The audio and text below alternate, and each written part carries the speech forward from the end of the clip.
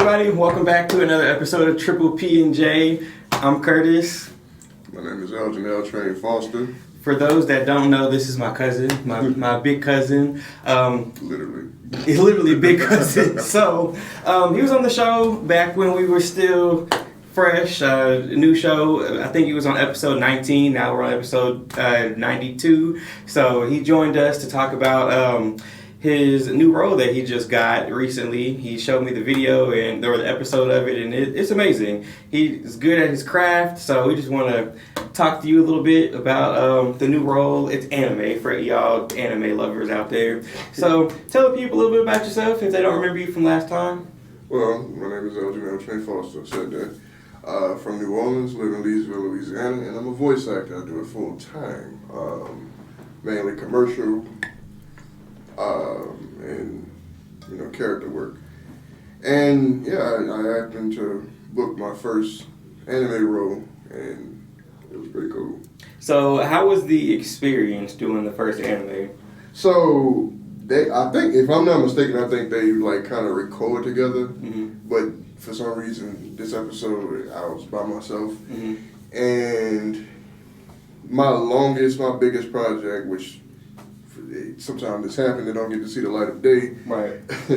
But that took us 2 hours, right? This took me 3 hours, an episode only 5 minutes long, and that's because not only did I have to act, mm-hmm.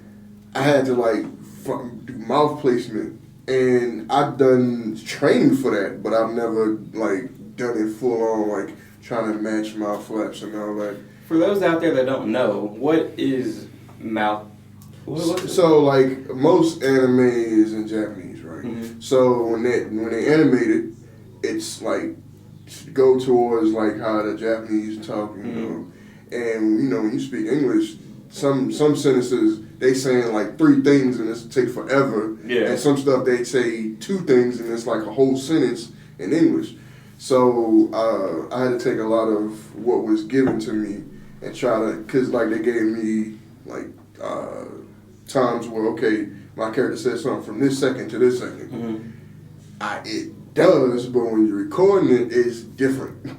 And I don't know how to explain it, but... Do they show, when you're recording it, do they show you, the character's face so you can... Mm-hmm. So that's how you do the... for me, they sent me the video, and the video's in Japanese. Mm-hmm. And it has subtitles on there, and then they sent me a script. Lucky for me, which I thought it might be different, but lucky for me, a lot of the subtitles was actually what was in the script. Okay. A good 99% of it. So, the mouth flaps was moving, and then the words would come up. So I had to find the timing, because sometimes it wasn't at the timestamp. So it was a lot of trial and error, and it took me forever. I can only imagine, because I worked for the radio station here before, mm-hmm. and doing the commercials, I know it's not the same as what you were just doing, but doing the commercials, you only have 25 to 30 seconds to audio and record what the script says, and you gotta move along with the music. So I guess it's kind of the same. It's about the same. Kind of the same. Mm-hmm. Only thing different is I'm not just saying stuff. I have to match I have to match certain emotions. Right. I had to redo one of my lines, which is in the trailer for the English dub of that episode. And that line, I don't remember what I said, but I said it, but I wasn't regretful and sad. Mm-hmm. And it was I like how you were going into this where the character was kind of man, I can't believe it type thing. Right. So I had to play into that some more, and then doing that, it took me a little bit longer because I had to match what I did earlier. Because mm-hmm. it's not, when you voice and act, you're acting, but a lot of the stuff is in a slightly different register than my regular speaking voice. So right. The character was kind of an older character, mm-hmm. and I had to kind of find what I was doing. You definitely found it. You did an amazing job. And am I allowed to post the link in the description? Yeah. Okay, so I'm gonna post. Only thing is the reason it's been out, mm-hmm. but I guess my timing. This the episode 4 or 5 or whatever. And this is the first time they put it behind a paywall because he's trying to make money. And when I first got the episode, I was only able to watch it, with the unlisted. And I guess there's some type of festival in Japan or something. And he opened it where anybody can see it. And I guess, I think it's going to be open for good when the next episode come out. Big bet, because I sure am, once I edit this episode, I am going to post the link in the description so they could Yeah, I'm pretty sure they're not going to trip, but it's just, when I first got it, it was only for me and everybody else. And I thought that was funny because before it was, open range. So I did try to pronounce the name of the show. I don't know how to say it. Okay, because I sure was about to ask you what's the name of the show. I don't know how to say it. I start with an M. Yeah. I put the name of it. I know that's not a good look, but I mean, shit, I'm not about to lie. I don't know how to say it. Okay. I just know I play Red Oldman, and that's the person that does the most talking. Hey, are you gonna see him again? Yeah, it really sounded like your character was like almost.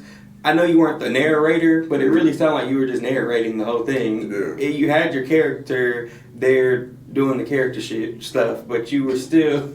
It's hard. It is hard. It's hard not to cuss on this platform. So for those out there watching, we're gonna Triple P&J. We're gonna try not to cuss so much on the show anymore, but try not to cuss. But you were doing your character stuff, and then it did just really sound like. Because I feel like anime be moving in slow motion. The ones I've seen, because I'm not an anime fan. So it seemed like you were narrating it. So I was like, okay, this is about you. You're the star of the show. That's what I saw when I saw the thing. And maybe because we've answered. My character's a one-off character. Is he going to show up again? I don't know. He might. It's indie. I'm actually glad my first, it's not, as much as I would love to be on Crunchyroll and Funimation and all that. Right. I'm actually glad it's indie because I got to get my feet wet. And even though it wasn't somebody directing me at the time, I know what it feels like. I know the hard work. And that's why, on social media, I say shout out to all of those because I have a bunch of peers that they book mainly anime. And the only thing that sucks is anime is one of the lowest paying jobs, even though it's the most time consuming. But I think the trade-off is because we all like Dragon Ball. I can't say we all, but we all like the Dragon Ball and Naruto and all that. And I guess a lot of peers, including myself, we chase after hopefully booking that one character that everybody loves, And when it comes to anime, if you book that, you got, unless you do something stupid, you got fans for life. You know what I mean? So I think that's what they be chasing. For me, I'm going to keep it real. Being a black man, sounding like this, you got legends like Christopher Sabat and Patrick, I don't know his last name. These the guys that when they need the big, deep voice, they go to them. Yeah.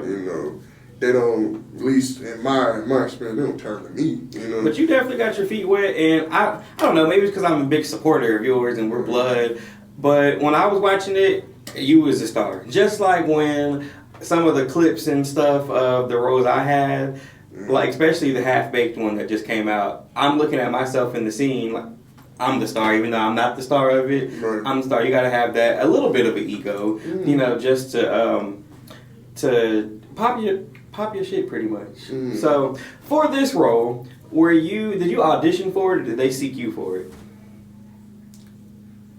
I guess I'm gonna pop my shit. I didn't audition. One of my peers, he's in a bunch of anime stuff, and I just happened to reach out, and I'm like, man, because, see, the thing is, he's in the, I think that the anime thing, Creative Theory, I think that's what it's called, and they do some dope work, and I stay seeing clips with, a couple of my peers, and I'm like, bruh, I don't ever see auditions for this, and it's because, they've been sought out directly. And I'm like, man, I want to, and I had joked with him. I wasn't joking, but I joked with him. I'm like, man, I would like to at least audition. Who are these people? Put me in contact with them. And I think a week or two later, I got a follow on Instagram by a guy named Tommy. And he was like, yeah, such and such sent me. And, we got a role if you're interested. I'm like, and it's funny because I seen the first couple episodes because, I'm watching my peers, I'm championing them, and I'm like, that's dope. And I said, I'm like, I like to be in something like this. And you never thought you were actually going to be on there with them. And, it ain't like something that get millions of views or nothing, but I see the few people that really rock with it, they like love it, Yeah, that's kind of like this. We're not like completely like out there and big, but the people who do support it and they share it, and then that brings a whole new fan base too, especially when they're sharing it on their social medias and things like that. But okay, so pretty much it just fell into your lap. I can't lie, I can't wait until I do have some peers that I've worked with on. I do have some peers that I worked with on different sets for commercials and movies and stuff that I talk to this day, but I don't have nobody like that yet to be like, you know what? You want to be in this? A lot of roles I've got is from word of mouth or somebody that worked with me. Because if you go on my website, which is you just put ElginElTrainFoster.com, and you pull it up, like I have testimonials, and I don't think I didn't have to put that because it might not mean much to a lot of people, but if you really read what people say, they all talk about my work ethic and like my passion for my craft. Like, I'm a big guy, so I get, deep-winded and with $1,000 mic, it's gonna pick that up, you know? Every 3 days, I'm doing like not singing, but I'm doing like singing training where I'm like, I'm practicing training that way. Your voice. Training my voice that way. I'm not getting on in there, right. all in the mic. And just within the last 3 months, like the breath effects and stuff is like rarely ever there unless I'm just really like talking. Yeah, so I'll never forget the first thing I saw when we're cousins. So the first thing I ever saw you on was this monologue you did. What was it? Little brother, big brother, little brother, big brother, little brother. And to this day, that's still powerful. Like I forgot where I saw it at, but I remember it was on YouTube. It's still on my YouTube. Like I deleted all of my other videos and I kept that. That one was dope. Simply because it was a start. It was right after this article, and it was just being on that set. I got bit by the bug. I was like, oh my god, that's how it was. I love this, and like I really want to do this, and I never thought I'd do anything with it. And here it is, funny years later. Still doing it. I sound like this. I might as well use it. Yeah. So. Yeah, but that's how I was when I did my first thing on set. Like my first one was NCIS New Orleans, and when I did that one, because I already knew I wanted to be an actor. I've been saying that since I was. You've been saying that. I've been saying that since I was a kid. We watching Disney Channel together, and you like, I'm gonna be on there. I'm like, hey, you never know. I wasn't about to dump on it. I don't know. Hadn't been on Disney, but I've been on some other networks. But no, I just remember when I did the NCIS New Orleans, and you know how set life is. You could be at that. You could be at the place. Hours. Yeah, overtime, all of that. But that was a quick episode, so they went ahead. I think I was only there on set for 4 hours, but in that moment, never had a 4-hour set. Yeah, it was like maybe 5 hours, but you used to get paid for the 12, 16 hours, 25, 48. And I'm like, bro, I want to go home. But I appreciate that they still pay you for the full time. Oh yeah, they feed you well and everything. It's just me. My phone died 12 hours ago. I'm ready to go home. Yeah, and I didn't bring a charger because I didn't think I was gonna be here. But when I got on the NCIS New Orleans set and I actually saw how it was, it just really came natural. Background. Started off with background. They tell you what to do, like how to pantomime and act like pantomime is acting like you're talking, but you're not really talking. Or clapping. Noise. So the stuff you see in the background on TV shows, but being on the set, it made me really realize, you know what, this is really a passion of mine. It's one of them. Entertainment field in general has always been a passion of mine. So that's why this is still going on, almost 100 episodes, and then still doing auditions and things like that. But with your anime, now that you have your feet wet, do you see yourself doing more anime, like the bigger name ones in the future? Oh yeah, I love my craft. That's the thing. Like I said, I just never really pursued it because you don't see a lot of this. Mm-hmm. And when you do, shout out to those that are successful, and it's not slight against them. It's kind of like rinse and repeat the same people over and over again. Right. It's already, in my mind, it's already hard enough to be seen. And then when you got such amazing talent that look like you, that's booking, they constantly booking over and over again, and you rarely see a new face. In my mind, as far as anime, I just was like, well, I don't see that. I don't think that's gonna happen. Again, this is indie that I did, and it's just one guy and his little team. But I'm definitely open to do, the big stuff and even work on this again. Because when he reached out, the guy, he was like, I don't speak good English, but I understood everything he said. Right. And he was like, I really enjoyed your performance, and you brought my creation to life. And bro, I'm not gonna lie, that meant more to me than anything. Because I'm like, as an actor, you just want people to enjoy your performance. Mm-hmm. And, love exceed death. That's one of my most recognized roles because it was so deep as a father, and I put my all, like I was shaking, I was crying and everything after doing it because, it's deep. Mm-hmm. I literally put my all into it, so everything I do, so yeah. Again, I never thought, I knew anime took time, I just didn't realize. How much time?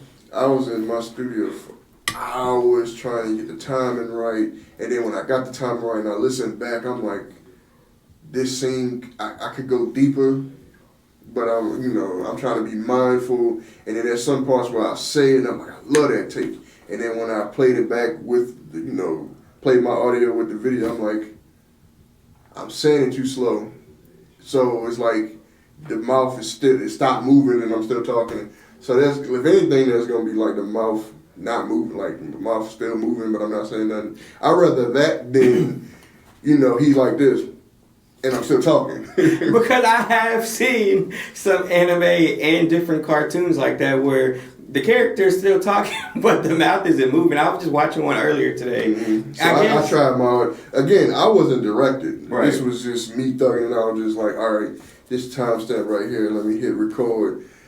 Oh, I got to speed this up. And then there's some parts where I'm like, I only had like 5 words, and his mouth was just moving. I'm like, y'all didn't give me much of it in the episode when I'm stuttering. I'm trying to give it life and let it breathe without it sounding too awkward. And right. that was really hard. Do you know how many takes you did? It was a lot of takes. But it wasn't like a lot to a point where like, oh man, it's embarrassing. It was more of, I listened to it and I'm just like, all right. Because for me, I'm a perfectionist, so I kept trying to, before I even hit record, I was trying to get like my timing down of me saying this. So it wasn't a lot of takes because a lot of it was me, all right, let me start the video, pull up the script because I had multiple screens, so I started the video and I'm like, watching, and after a while I'm like saying it and just trying my hardest to get it to match the Japanese, voiceover and the animation period. Now, when it comes to voice acting, and not just the anime one, voice acting in general, do you do the audition by yourself, or do you have to have somebody read with you? Not by myself. You always do it by yourself? Most of it. I mean, I don't know anybody that has anybody, but by yourself. Okay, because I didn't know, like, if you're doing, like, a scene of a cartoon or animation, I know there's multiple people in the scene. I didn't know if you just read straight through yours, or do you have to read their shit, too? You read straight through yours. That's, I had agents and all that. I did it on camera in New Orleans. I will say voiceover is much harder for me because I'm a very reserved, I'm a big guy. I sound like this, so I'm not going to be, on camera.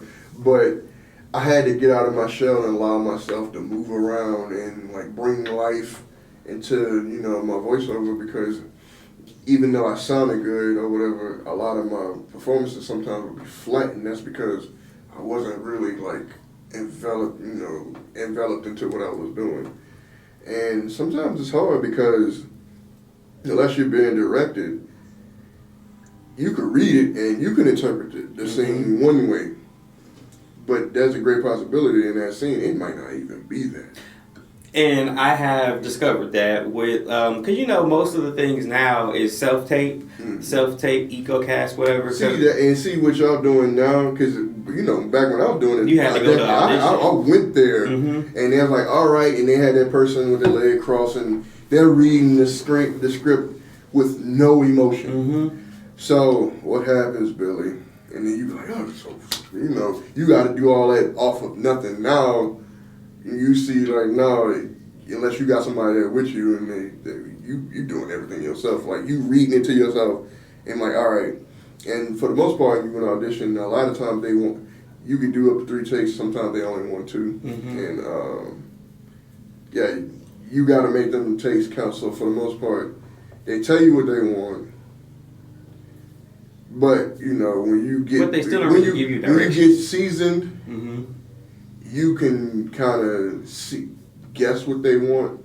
And sometimes they'll tell you they want something, and then... Because sometimes reading the script it might not even be what they want. Right. So you got to find it.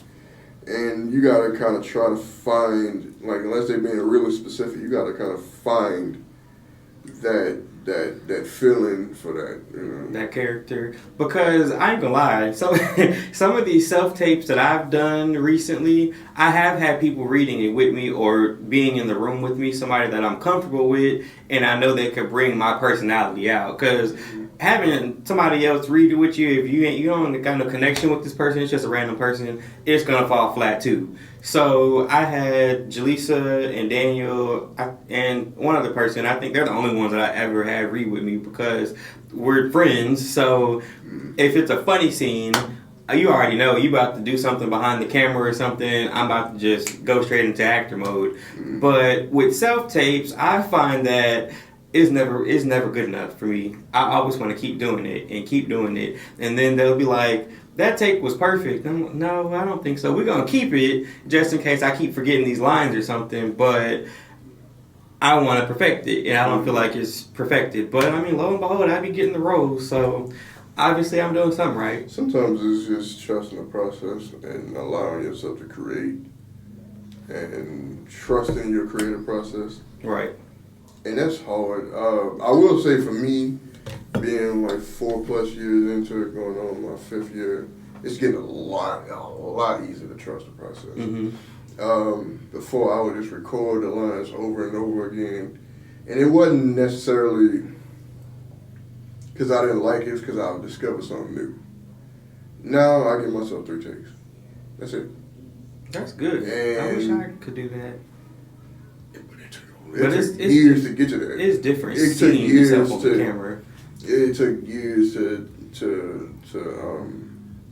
be able to give yourself that grace to be like, trust yourself. And I've been booking. It's just we all go through a little dry spell. Yeah, because I'll be watching my take back on the iPad because I have it set up like this, and we have the camera set up like we have it right there. And I like when I'm auditioning either right there or in the other room, I like to be able to see the screen so I can see what my face looks like. But then I watch it back and see, I can't help it. But I'll watch it back and then I'll be like, I said something, but my face says something completely different.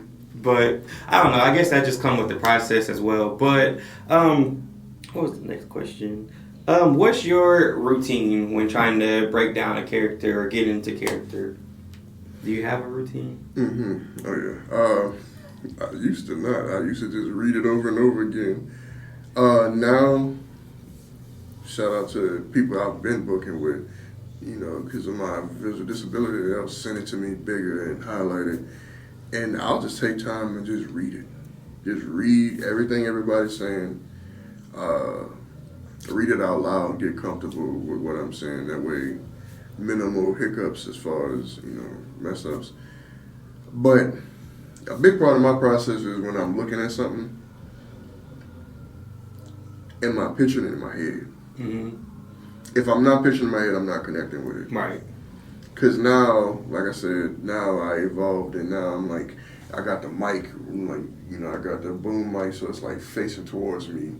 And I got this monitor, this monitor, this monitor. This one helps me, you know, get this one going. So now when I'm acting, I'm being visual. I'm moving my body a lot more, because before I would just do this. Mm-hmm. And people be like, for some reason it just comes off flat. Okay, and I never dry. And that was because I wasn't moving. Mm-hmm. Like when I'm talking, I'm moving my hands. So I'm like, I notice if I'm not moving, then it's coming off flat. So now, like when I auditioned, I did. Shout out to the guy that booked it. It's this uncle. And I come on and I was like, come here and give your uncle a great big hug. Yeah. And I do all this when I'm recording. Mm-hmm. I said, boy, you know what you did, right? You better watch it. And I was doing all this, and I'm like, when I listen back, I'm like, damn. Like, you're actually playing the role. Even though you're in your studio by yourself, you actually get a feel for it. Yeah. And I wasn't doing that before. And I'm like, I was doing it on camera, but I wasn't doing it on thing. Why is it coming out so flat? And then that's one time they was like, bro, you're not moving. You're just kind of, there you go, give your uncle a great big hug. And I'm talking into the mic, give your uncle a great big hug. Compared to, give your uncle a big hug. Yeah. It's kind of like you got to act like you actually really auditioning for it in person. Because, you know, like when you record yourself doing it, or if you're in audition space, you have to be that character. Because I'll never forget, there was a few that I did and they were dry, but because I didn't have no emotion. I guess maybe because I was nervous too. But the last few that I had, I really opened up and actually started, you know, like one was an officer, so I'm acting like I'm looking for something with the flashlight, even on the camera, so it brings the personality out a little bit more. Yeah, it's funny because, you know, when you close your eyes and you hearing something, you gotta connect with it. Mm-hmm. So I think the hardest part about voiceover is trying to get the person to feel what you're saying and what they're hearing, what they're seeing. You know, because you got the animation. If I'm walking and it's because I don't know if they want me to mention this, but hopefully it comes out soon. But I played this Uncle Dennis. Uncle Grandpa, that's what it's called. And there's a scene where he's talking to his wife, and they've been, you know, they old. He's been married for a long time. And I forget, I'm improvising the lines because I don't remember it verbatim, but he was like, listen here, boy, you know that camera right there is a generational piece of shit passed down through the Pickett family. Now, I know you're not about to try to sell that, are you? I know damn well you're not trying to sell that. And it took for me to scrunch my face up and be like, hey, you know, it's the jump in character and then jump back out of character for me. And it's funny because at my job, I tell people that all the time, especially my higher ups. I'm like, you know, I'm playing a character right now. That's how I have to look at it. This is a role I'm playing too. This is not my. It's my real life, but this is not my real life at the moment. Mm-hmm. But no, that's good. I like that. I might have to do some classes with you or something so I could see how to actually get into that character and stay in it.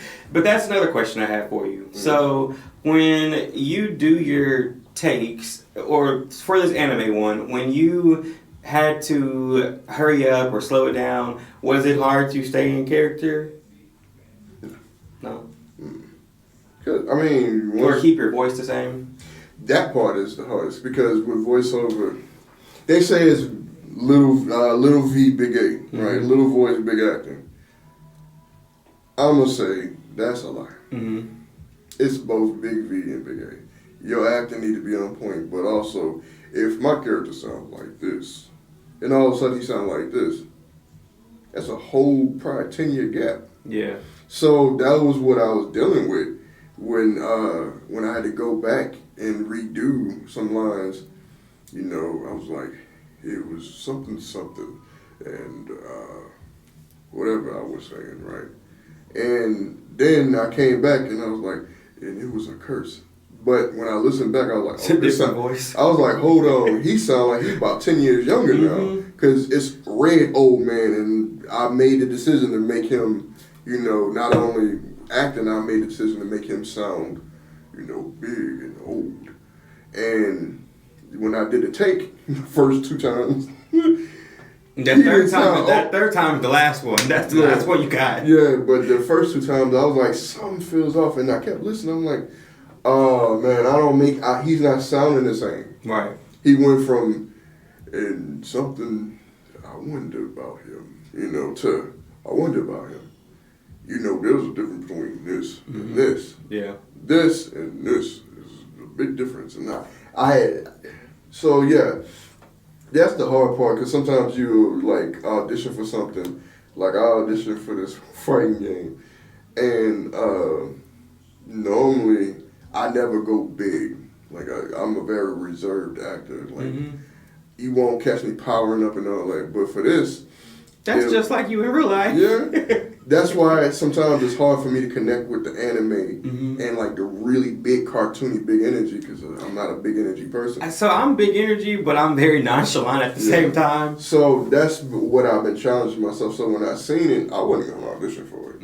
But when I seen it, I was like, you know what? So I went in there, and, you know, breathing from your diaphragm. Hopefully this ain't gonna be too loud, but I'm gonna do it. The character, he was like, citizens of Panzea, it is me. I did that, and normally I don't do stuff like that. And I really enjoyed it. I was like, watch it burn. They're going to enjoy this on the audio platforms. So I'm spitting and shit.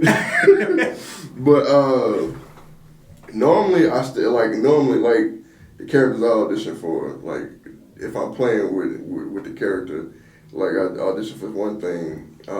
As long as I'm not saying what it is, it's whatever. Yeah. But I auditioned for one thing, and I got really close to my mic, and I was like, no, I'm watching you. And like I had fun with that, but that's a kind of easy go-to thing.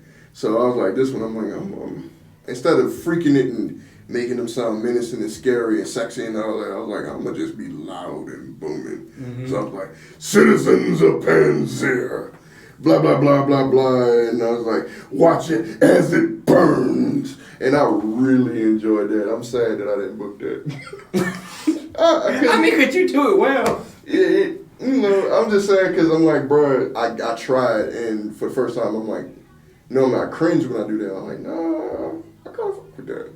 I'm going to do that some more. You know? Like you said, I feel like the more you do certain things, you get comfortable doing it. Because I had all these auditions back to back to back at one point, and I know I had like 2 in 1 week, and that's big for actor, if you ask me. So, yeah. So especially on camera. Yeah, on camera. So I don't know. I think because I'm not even gonna say what happened, but I don't know. It was just easier to get into character, and I figured out like right then. I didn't know my lines or anything before I got with the person who was reading it with me. They was like, "You memorize your lines? Nope. We about to read this stuff together and memorize it together." And I mean, got it like that. I think the best part about voiceover though is I don't have to memorize nothing. You read it. Yeah, you read it.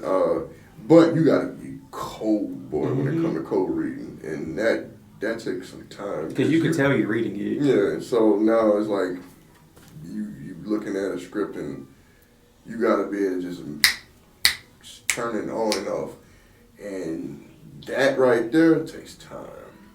That takes time. I auditioned for a voiceover before, and of course I didn't book it, but I didn't realize it was a voiceover until I submitted the audition, and at that point I was like, I'm not about to redo this. It took forever to do it anyway, because I'm reading the script, and I thought that it was just going to be like, I thought I was playing a dad, but I'm really playing a bear. So I have to be very, it was... Well, I don't remember what it was. It was like there was this big ass bear, and I had I was helping these little kids with something, and I'm watching the audition back, and once I figured out it was an animation, and I'm like, oh, okay, well, I already know I don't got this role because I'm not even playing the character they want me to play. But I mean, it was a trial and error. Like, really read the script and dissect it the best you can, because I just jumped into that one like I be like that though. It really do, because with the self tapes, the agent, like for me, she'll tell me, congratulations, you have audition, and then I go and look at the breakdown of the character and the breakdown of how much they pay and all of that, and I got till tomorrow to submit this self tape, so you got to get right on it. They don't give you much time. But with you doing voiceover, do you ever see yourself getting back in front of the camera? Oh, hell yeah. I love acting, period. But what I love about voiceover the most is I'm in my own space and it's at my time. A lot of stuff once you book it, you're on, calls and all of that, and you being directed, and it was like, okay, I know it's a lot more direction with voiceover just because you might did good, but they might envision it different. Right. And so you gotta be able to be like, oh, okay, you better be able to take direction well. But I do miss on camera a lot. Just because it's just something you love. It's hard to explain. I know you know what I'm talking about. Other people, like when it comes to music, art, and all that, if it's something you genuinely love, it's something you feel like you gotta do. And I'm just glad that it really don't feel I like work. found, voiceover, since I'm not doing it on camera anymore. I found voiceover, and it's something I love. And when you really love it, you sensitive about your shit, and you're passionate. So yeah, because there would be those days where you don't feel motivated at all. I will go weeks without, because I'm on Actors Access too, so I'll go for weeks and I get all these notifications about you have a new role available, like submit for it, blah blah blah. I'll go for weeks and won't submit for anything. It's how I am with my voiceover, and that I hate, because of social media, you get to comparing yourself to your peers, and I see a lot of my peers, like most of them, like signed to big agencies, and they didn't book this voiceover with Disney, this commercial with Dodge, and all that, and I get to feeling some type of way sometimes, truth moment, but I also had to understand that that's where the inconsistency. My process is different. Yeah. I don't audition for everything I see. Right. I take my time, and I'm not saying they don't, but I'm really selective of what I'm doing. I don't just see something and then see a black guy or a big guy, and I'm like, oh, I need to audition for this. Like, no, if I'm reading it and like I'm not really feeling it, I don't even touch it. So for voice acting, you just audition for it. They don't select you to audition. You just audition on your own. No, I'm freelance, so you just audition, but like when you get the agents and stuff, that's when they send it to you, and you can even audition then, and that process is the agent will listen to it, and then they'll pick who they want to send it to the client, right? And the client will pick. So it's like it gets filtered more and more the higher up, but their pay is way different, But what I'm doing right now is a bunch of like indie stuff, like I'm not. Well, indie ain't bad. No. I mean, I got a nice size resume from it. It's just I'm not at that point just yet. Where I'm getting something for Disney Plus for this villain, and I got to audition for it or whatever. I'm not getting that. Hopefully soon. Now I will say there is some, and I want to know if you go through this too, where you're not as big as you want to be yet, or where you see yourself at. So do you ever feel bad, like if you decline a role or audition? Because I have had times to where my agent will send me this role, and like for instance, there was one where I read the breakdown and find out what I got to do, what kind of haircut I got to shave my face, all of this.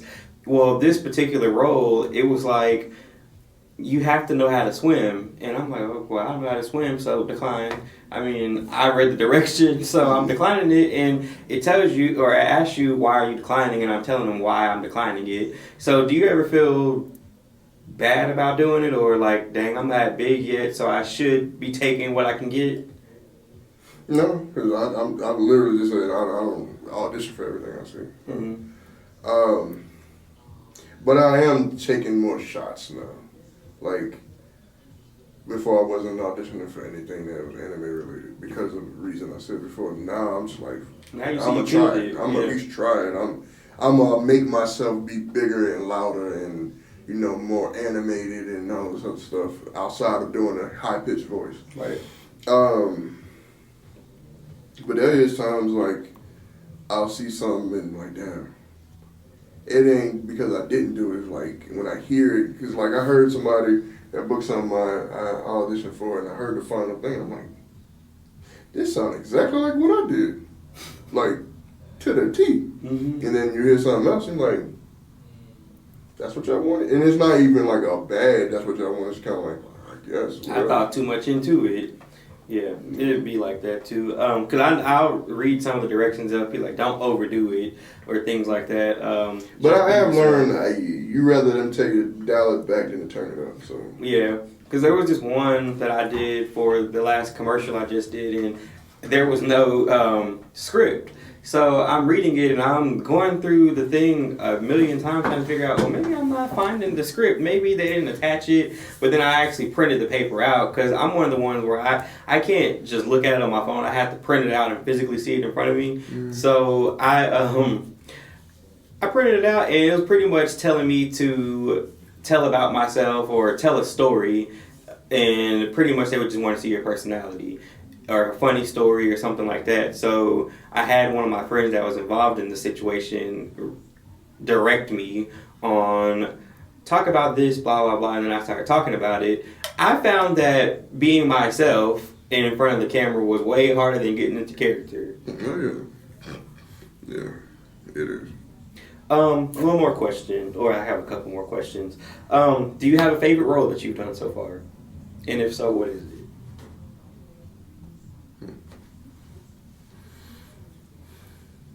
One that's aired already.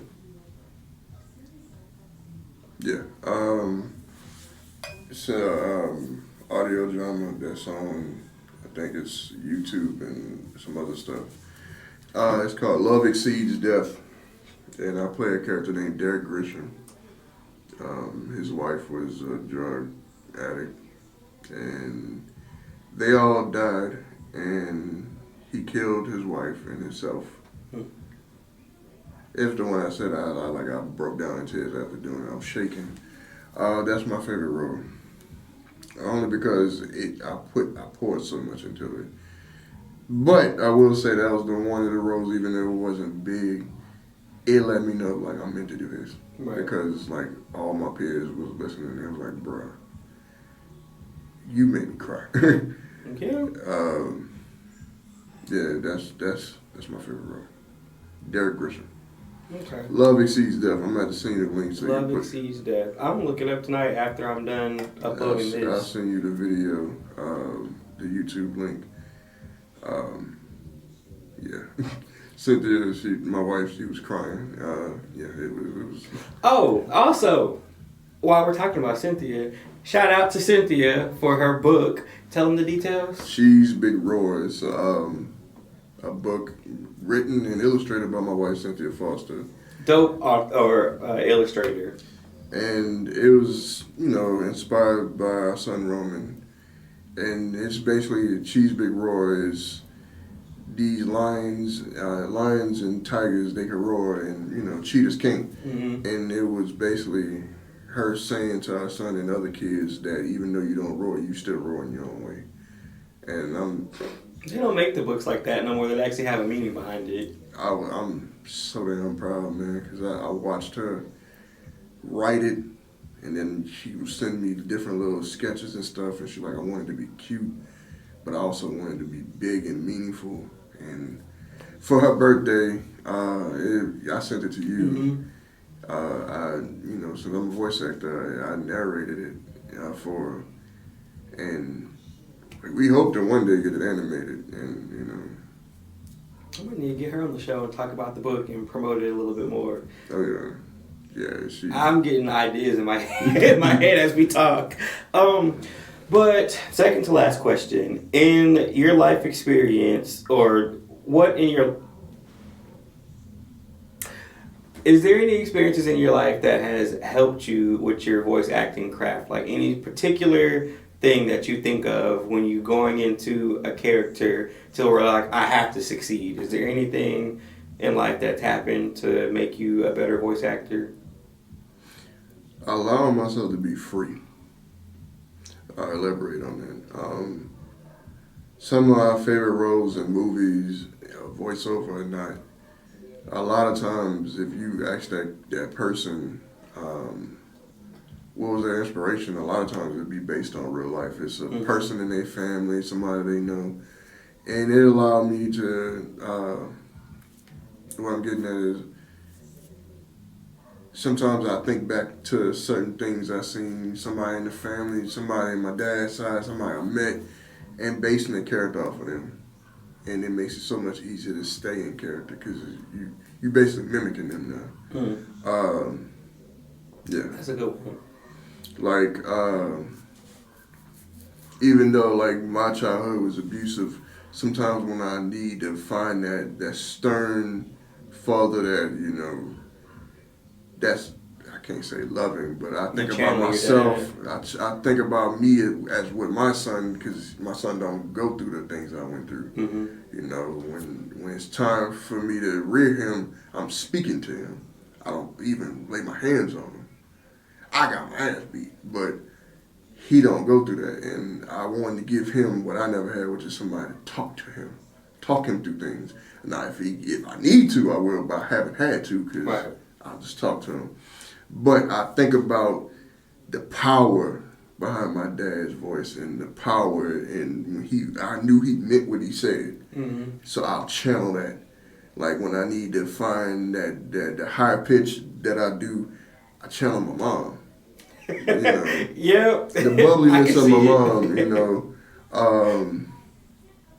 when it's a crazy character, I think about family, And Linda.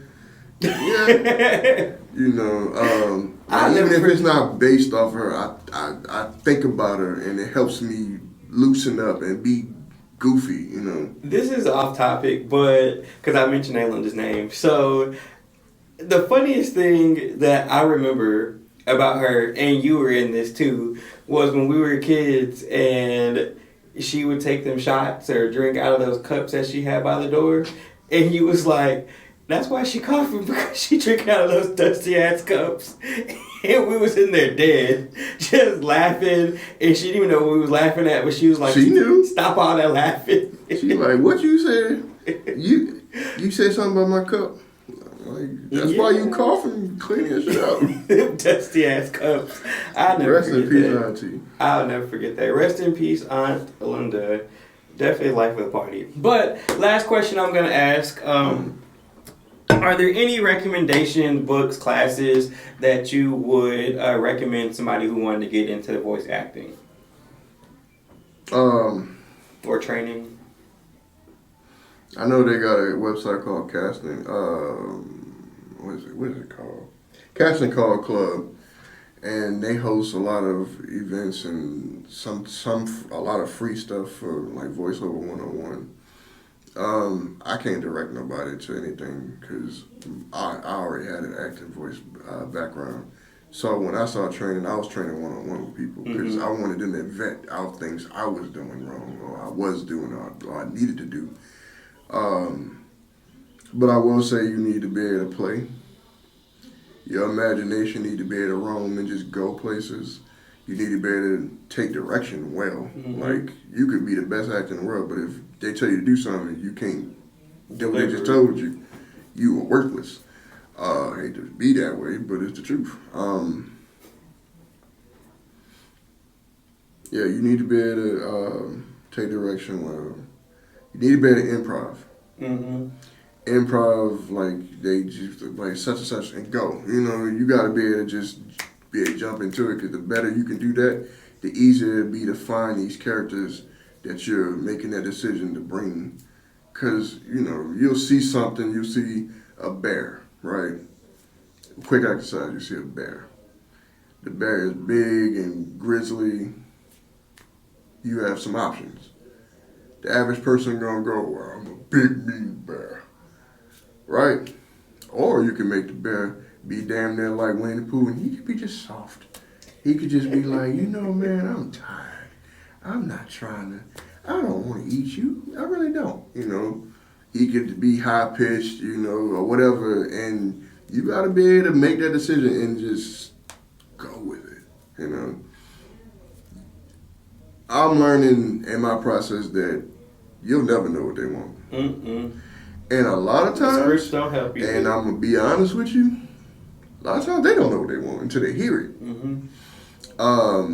So you gotta be willing to take a chance, because sometimes your chance, it might sound stupid, but if it stands out enough and they like it, you might book that part. Yeah. Because playing it safe don't always work. Because if you're playing it safe, if again the bear, the average person most likely going, I'm a big bear and I'm going to eat you type thing.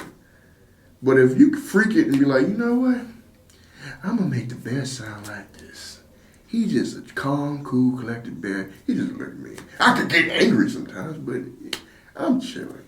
They might pick that bear that I did just because you got thousands of other people big, trying to do the same thing, and you're different. and then here yours is like, why he almost sound like Winnie the Pooh type thing? Like, that's not what we wanted. That's not saying go against it, but that means sometimes you gotta just try something. Or you can see why they cover you on ass and do that bear that everybody else is doing, but make your second take the one you want to do. Right. That way they see, I know this is what y'all, obviously you're not gonna say this. All right, we had a technical issue, but we're back. Y'all probably didn't even notice. But yeah, you gotta be able to just make that decision and just fully commit to it. Don't be afraid to try something different, because your different might not be exactly what they're looking for, but your different might be enough to stand out. Yeah. Because you could be the best actor in the world, but if you're not taking chances and you sound like everybody else, now it's who sounds the best as this instead of who made us go, I like that. Yeah, you gotta have that little wow factor, like what makes you stand out. Mm-hmm. And that's the hard thing, and I think that's the part of trusting the process of like, you know what, I'm gonna make this decision. I'm not gonna make this bear big and burly and deep. I'm gonna freak it, and I'm gonna soften him up, and I'm gonna make him funny. And that could be the reason why you book it. That could be the reason why you don't, but we don't know. It's almost like playing lottery with your talent. Yeah. That's the only hard part about it, is because you could give it your all and really be proud of what you did, but just because you didn't book didn't mean you're not good. It's just that's not what they're looking for. Right. All right. So before we log off or leave this episode, tell the people where they can find you at. What's my ass? Instagram and Twitter _ElTrain. TikTok, I don't remember. I think it's Elgin Foster. Yeah, Elgin ElTrain Foster. Type in ElTrain, it'll pop up. Yeah. Well, I appreciate you coming on another episode of Triple P&J. We're gonna have to definitely have you on more often when we talk about different things. But because you definitely have some insight and you have a good voice for the microphone, especially for the audio platform. So I think that having you on the show more often, and then we get to bond too over our craft. So I think we need to have you on the show more often. But we definitely got to, because it don't have to be acting. Right. It could be anything. But I know I'll pick and choose exactly which topics we could talk about. Something to have fun with. But yeah, that wraps up episode 92 of Triple P&J. We'll be back hopefully next week with episode 93. But until next time, peace. Peace out.